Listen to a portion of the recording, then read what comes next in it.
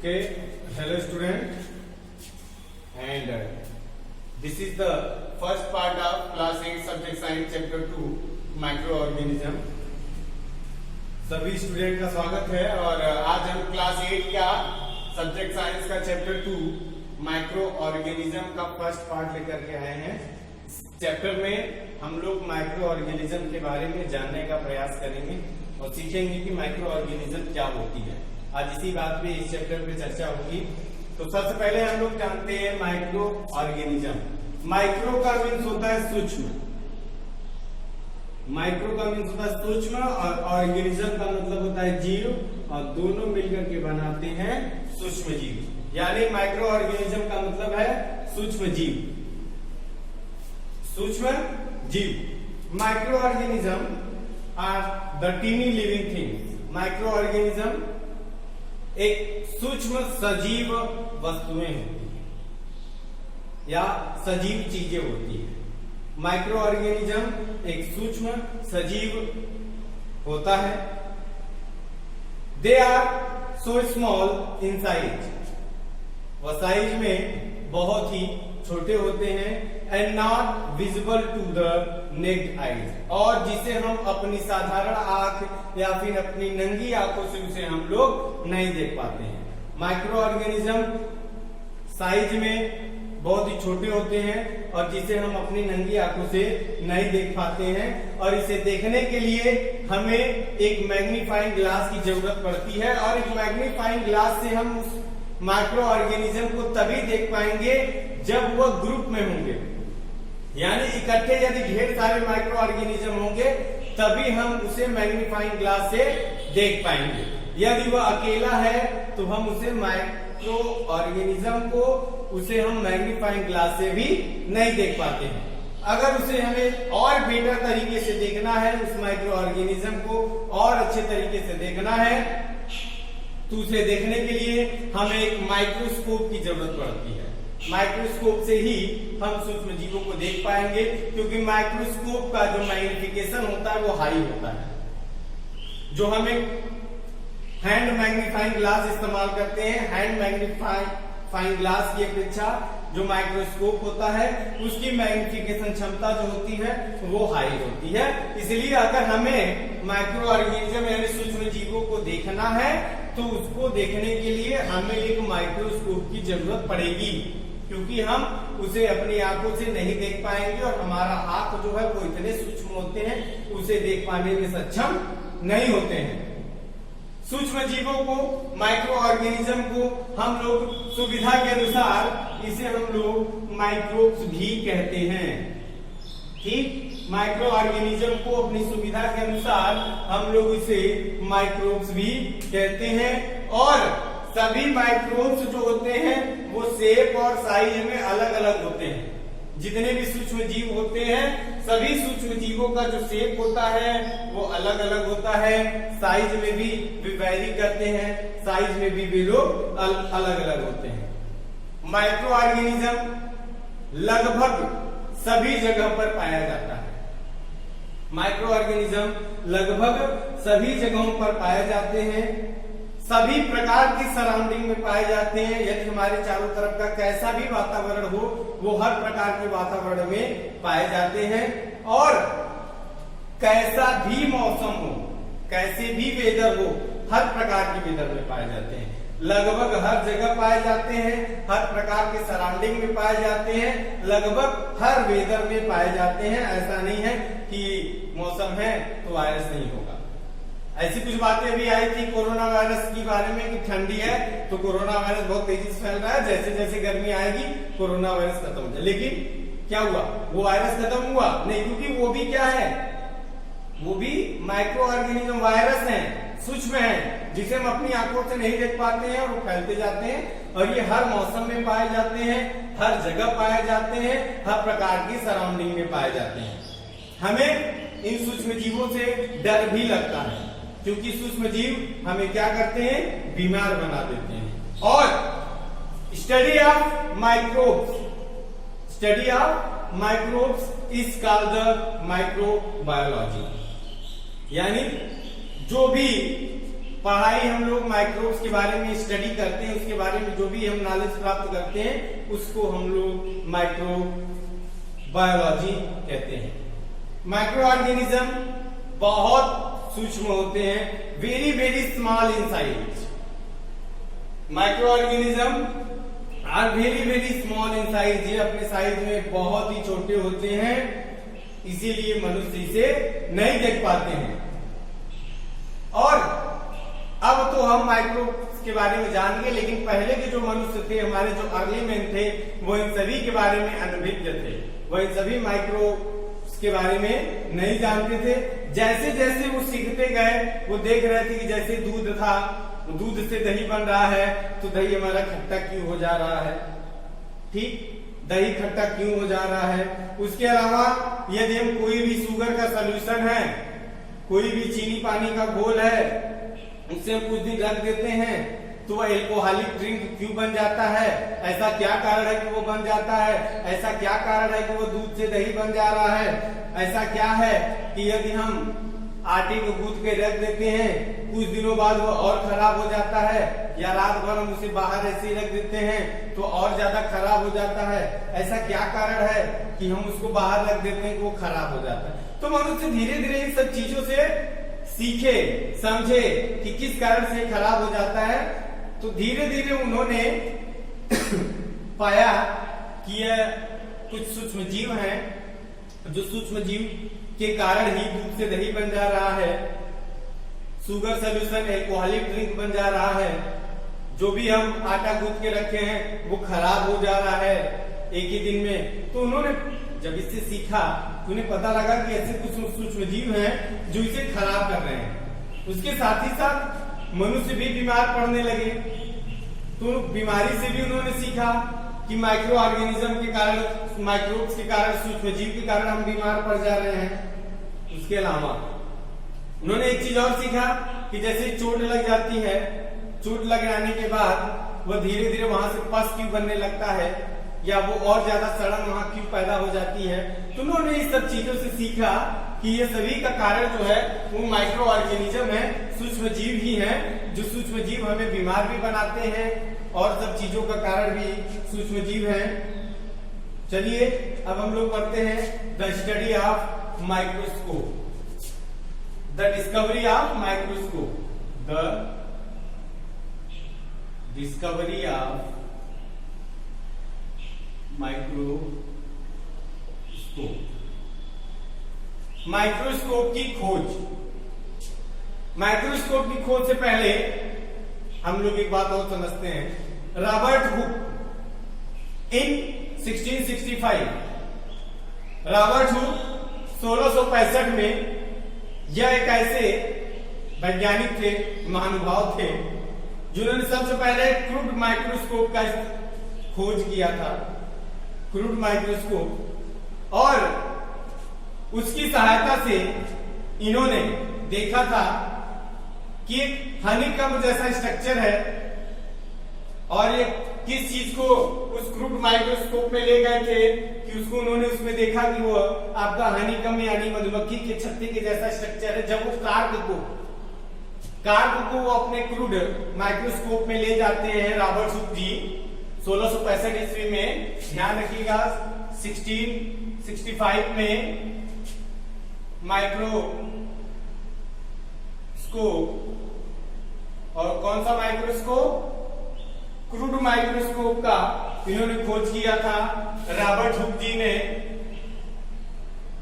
Robert Hooke जी ने 1665 में crude microscope का खोज किया था, और इसमें जब वो कार्प को ले जाते हैं तो इन्हें एक स्ट्रक्चर दिखता है।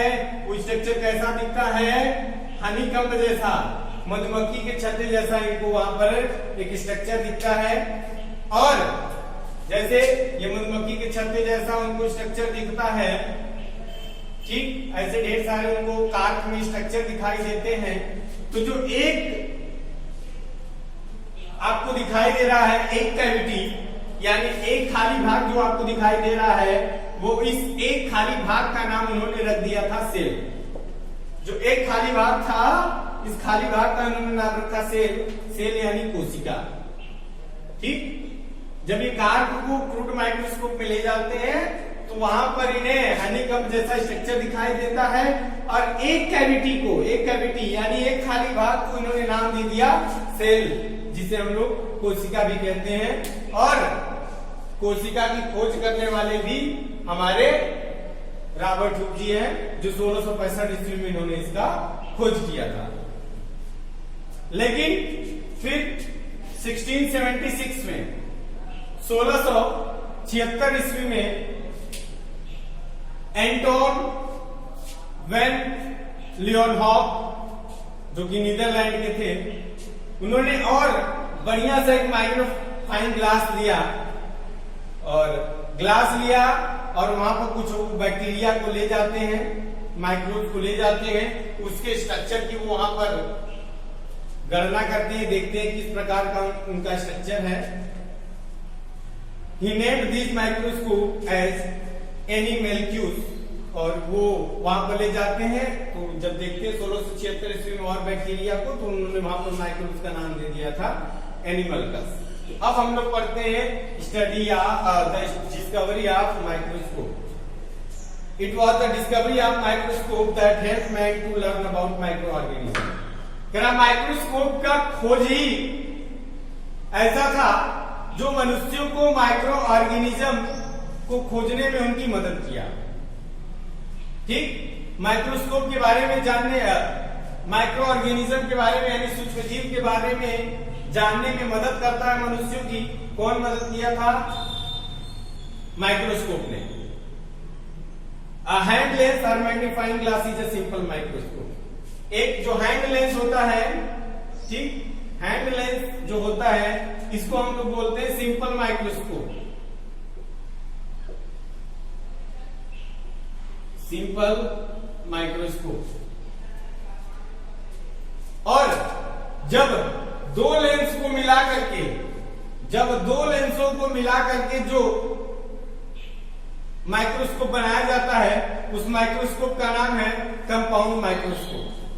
यानी दो लेंसों को इस तरीके से अरेंज करके बनाया जाता है कि आप और चीजों को मैग्नीफाइंग करके और व्यू उसका बड़ा करके आप उसको देख सकते हैं। जिसमें दो लेंस का इस्तेमाल करके बनाया जाता है उसको हम लोग बोलते हैं कंपाउंड माइक्रोस्कोप। कंपाउंड माइक्रोस्कोप जो है वो सिंपल माइक्रोस्कोप की अपेक्षा जितना बड़ा ये दिखाता है, अगर उसी चीज को यदि आप कंपाउंड माइक्रोस्कोप में देखेंगे तो इसका 1000 गुना बड़ा उसमें दिखाई देगा।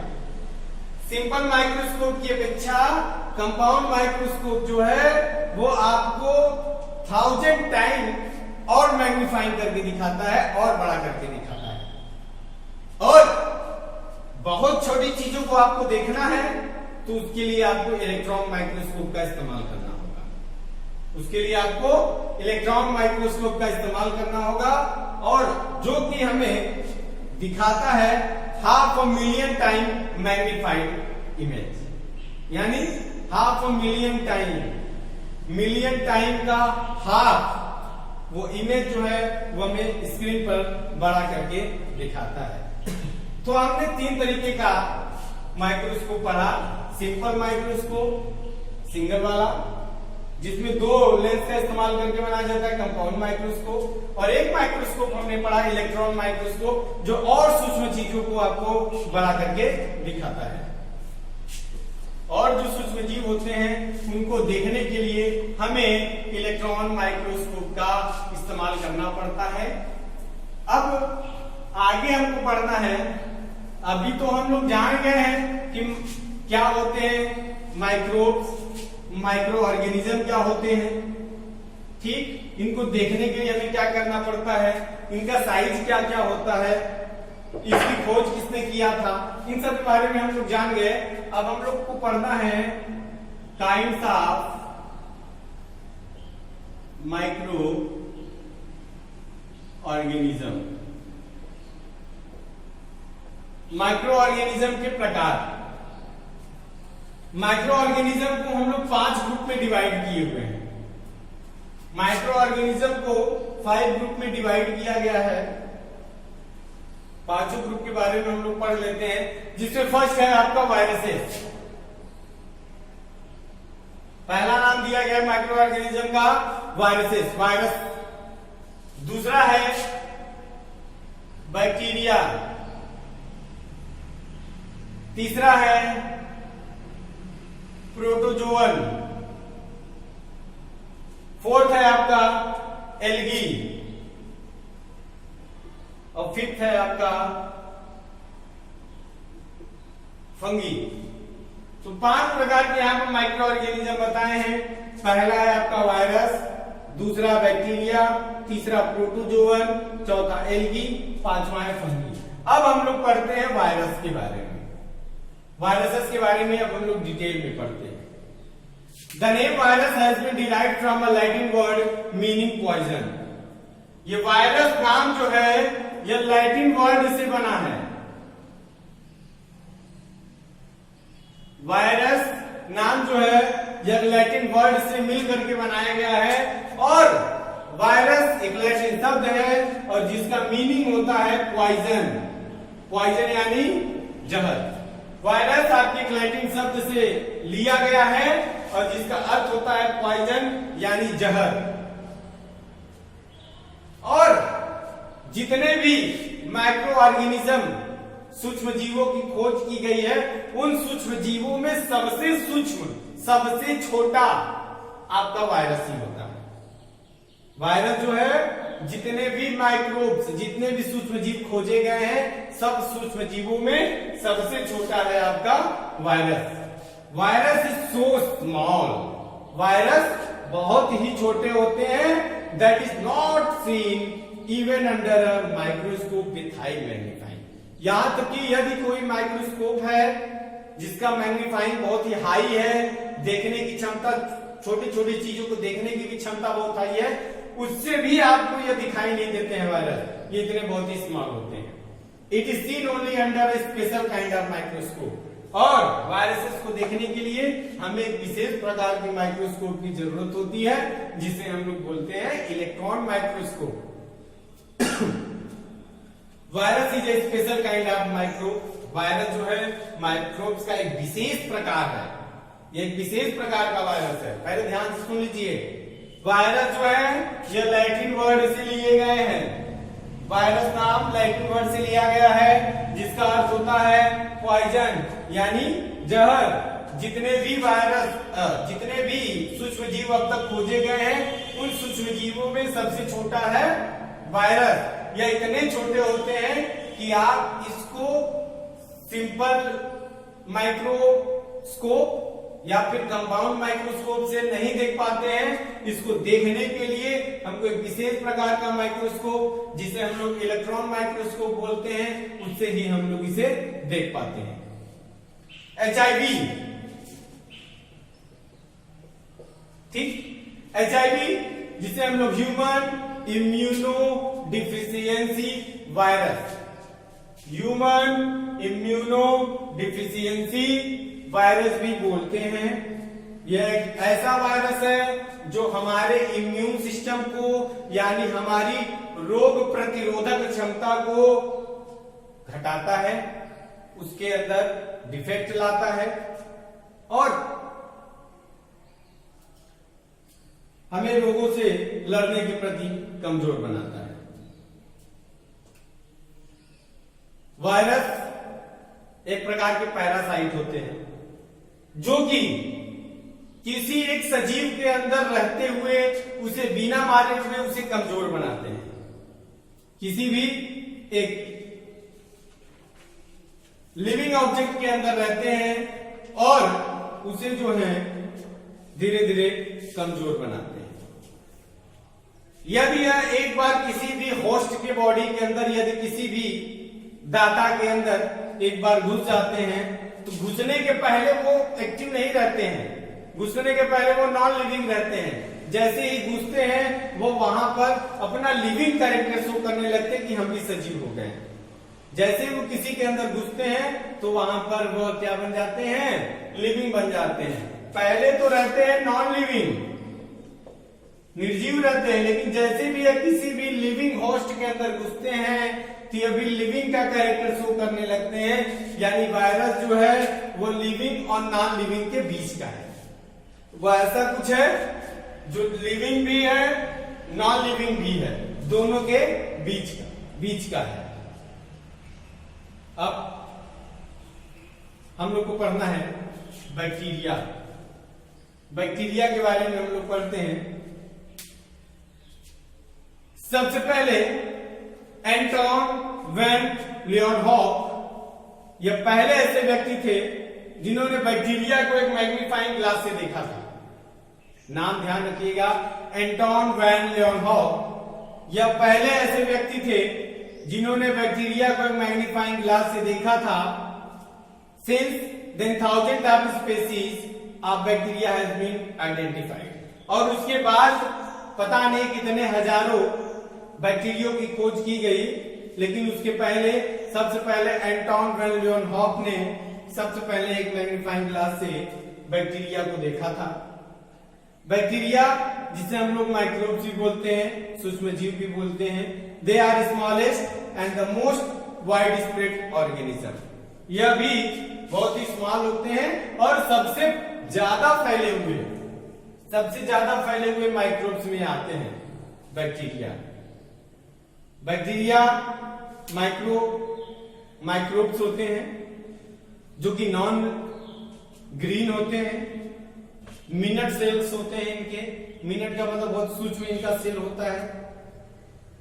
Each cell represent a kind of bacterium. Bacteria को अगर एक है, सिंगल में है, तो उसे हम बैक्टीरिया बोलेंगे। जैसे ही इसकी संख्या बढ़ जाती है, ध्यान से सुनिएगा, अगर एक है तो उसे हम लोग बैक्टीरियम बोलेंगे। जैसे ही इसकी संख्या बढ़ जाती है, ढेर सारे बैक्टीरिया आपस में हो जाते हैं, तो उसे हम लोग बैक्टीरिया बोलते हैं। सिंगल है तो बैक्टीरियम बोलते हैं। ठीक। बैक्टीरिया कई प्रकार के होते हैं। पहला है आपका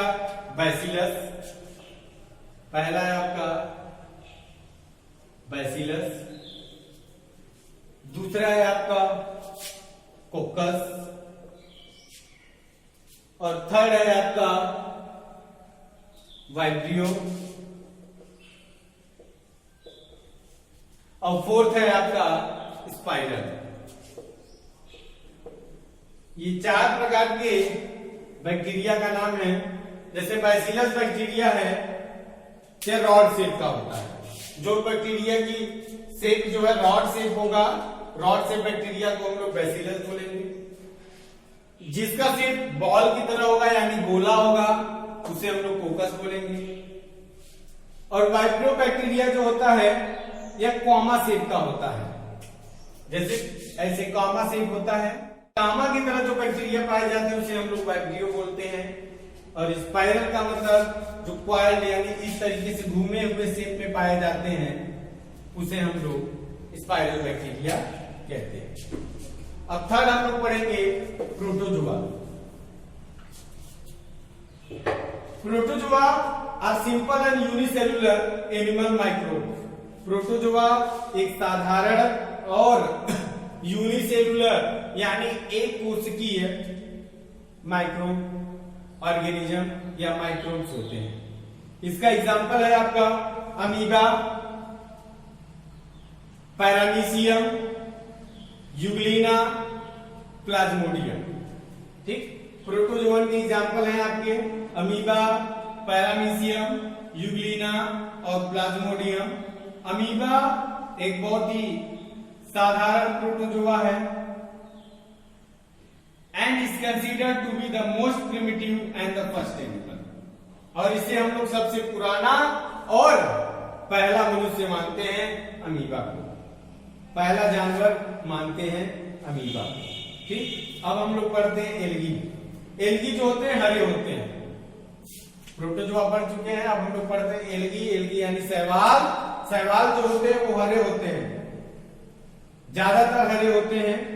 एल्गी आपका हरा भी होता है, ब्लू ग्रीन भी पाया जाता है, रेड भी पाया जाता है, ब्राउन भी पाए जाते हैं। ये बहुत ही सूक्ष्म होते हैं, यहां तक कि कुछ बड़े बड़े भी पाए जाते हैं। एल्गी आपने नाम सुना होगा। ठीक। शैवाल जैसे कि जहां पर पानी गिरता है, ज्यादा इकट्ठा होता है तो वहां पर काई लग जाती है, उसी काई को ही हम लोग एल्गी बोलते हैं। ठीक, अब एल्गी के बाद हम लोग पढ़ते हैं फंगी। फंगी जो होते हैं नॉन ग्रीन होते हैं, ये अपना भोजन बिना क्लोरोफिल के किसी दूसरे से प्राप्त करते हैं। फंगी कई जीवों का ग्रुप होता है। कुछ फंगी के नाम आपको यहां पर दिए गए हैं, जैसे ईस्ट हो गया और मशरूम हो गए। ये ऐसे फंगी हैं जो हमारे यहां पर पाए जाते हैं। फंगी यानी फफूंदी भी जिसे हम लोग बोलते हैं। ठीक है, बस आज के लिए आपका इतना ही है। बाकी useful and harmful micro organism के बारे में अगले पार्ट में इसके बारे में चर्चा होगी, कौन सी यूजफुल हैं और कौन से हार्मफुल बैक्टीरिया हैं या कौन से हार्मफुल ऑर्गेनिज्म हैं, इन सभी के बारे में नेक्स्ट पार्ट में चर्चा होगी। Okay, thank you.